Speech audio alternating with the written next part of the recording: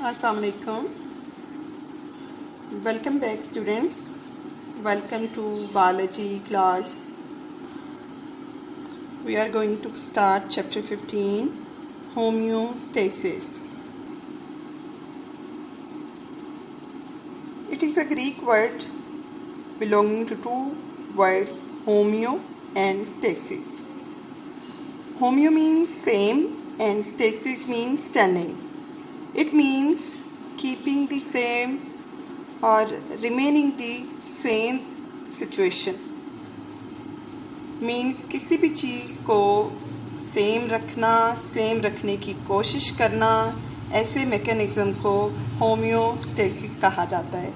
Living organism के इर्द गिर्द बहुत सारी तब्दीलियाँ हो रही होती हैं, इन्वायरमेंट के अंदर बहुत सारी चेंजेस आ रही होती हैं।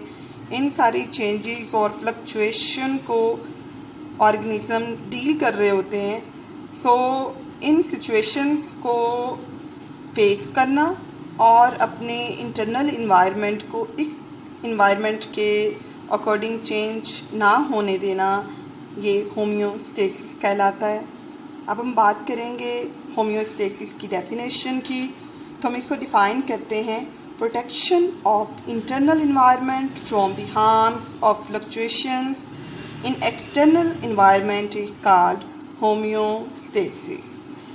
इट मीन्स कि ये एक ऐसा मैकेनिज्म है जिसमें प्रोटेक्शन प्रोवाइड की जा रही है इंटरनल इन्वायरमेंट को। अब ये इंटरनल इन्वायरमेंट सेल का भी हो सकता है और ये इंटरनल इन्वायरमेंट इंटायर ऑर्गेनिज्म का भी हो सकता है।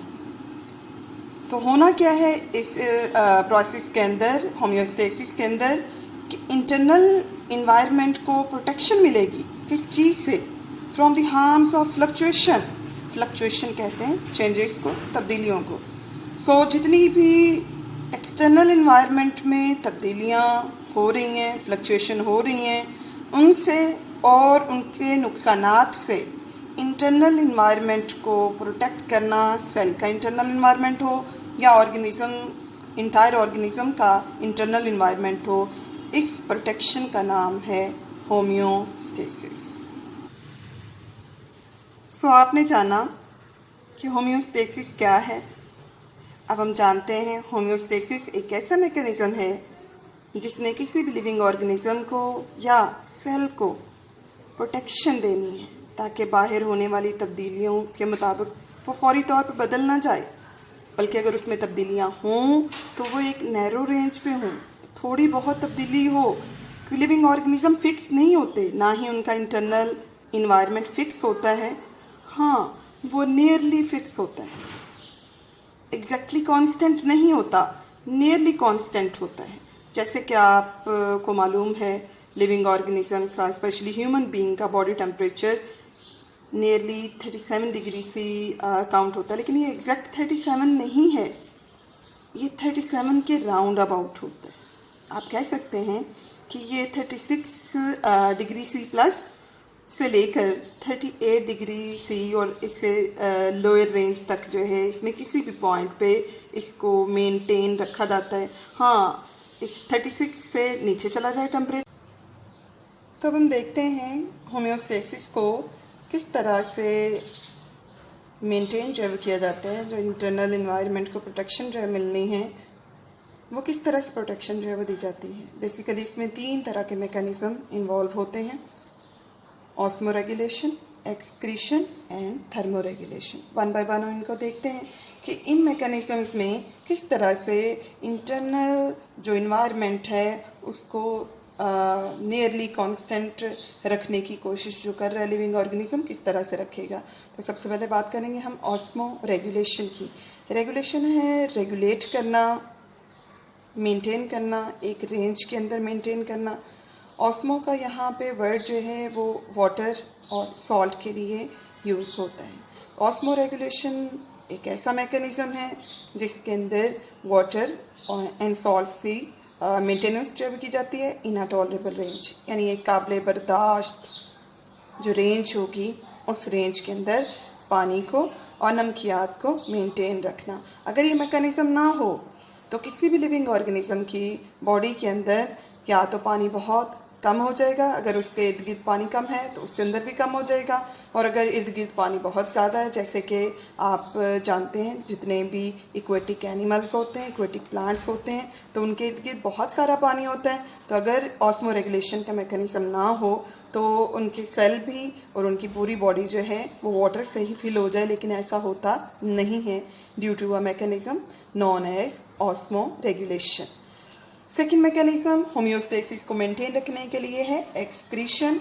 एक्सक्रीशन को हम डिफाइन करते हैं elimination of waste and specially nitrogen waste from the body. तो किसी भी ऑर्गेनिज्म की बॉडी से एलिमिनेट करना, निकाल देना है किसको, वेस्ट मटेरियल को। उनकी बॉडी से वेस्ट मटेरियल को एलिमिनेट करना या निकालना, ये मैकेनिज्म एक्सक्रीशन कहलाता है। और थर्ड मैकेनिज्म है हमारे पास थर्मोरेगुलेशन। थर्मो का वर्ड जो है वो हीट के लिए, टेम्परेचर के लिए यूज़ होता है। और थर्मो रेगुलेशन को हम डिफाइन करते हैं maintenance of internal temperature in a tolerable range, यानी एक काबिले बर्दाश्त जो रेंज है टेम्परेचर की, उसमें टेम्परेचर को मेंटेन करना थर्मो रेगुलेशन कहलाता है। और ये वो मैकेनिज्म है जिसकी वजह से गर्मियों में जब बहुत शदीद वाली गर्मी पड़ रही हो या सर्दी में बहुत शदीद वाली सर्दी पड़ रही हो, तो दोनों में ही ये नहीं होता कि हमारा बॉडी टेम्परेचर जो है बहुत लो चला जाए, बहुत हाई चला जाए। ये थर्मो रेगुलेशन जो है वो तमाम लिविंग ऑर्गेनिजम्स के अंदर बॉडी टेम्परेचर को, इंटरनल टेम्परेचर को एक टॉलरेबल रेंज के अंदर मेंटेन रखने के लिए यूज़ होती है। सो होपफुली आपने इस लेक्चर को बड़े अच्छे से जो है वो समझ लिया होगा। मैं कुछ पॉइंट्स हैं जिनको दोबारा से जो है आपको बताना चाहूँगी कि आज के लेक्चर के अंदर हमने क्या क्या चीज़ें डिस्कस की हैं। सबसे पहले हमने इसमें होम्योस्टेसिस जो है इसके लिटरल मीनिंग जो है वो लिए, homeo for same, stasis for standing. इसको हमने डिफ़ाइन किया है कि एक ऐसा प्रोटेक्शन का मैकेनिज्म है जो इंटरनल इन्वायरमेंट को प्रोटेक्शन देता है from the harms of fluctuation in external environment.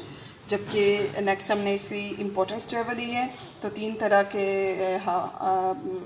Importance इससे एस्पेक्ट होते हैं। सबसे पहले प्रोटेक्शन है फ्रॉम हार्म्स, सेकेंड इसमें एडेप्टेशन है, थर्ड इसमें help in evolutionary process, it helps in evolutionary process. Then हमने इसमें मैकेनिज्म्स लिए हैं कि होम्योस्टेसिस किस तरह से वर्किंग करता है। तो 3 तरह के मैकेनिज्म हैं।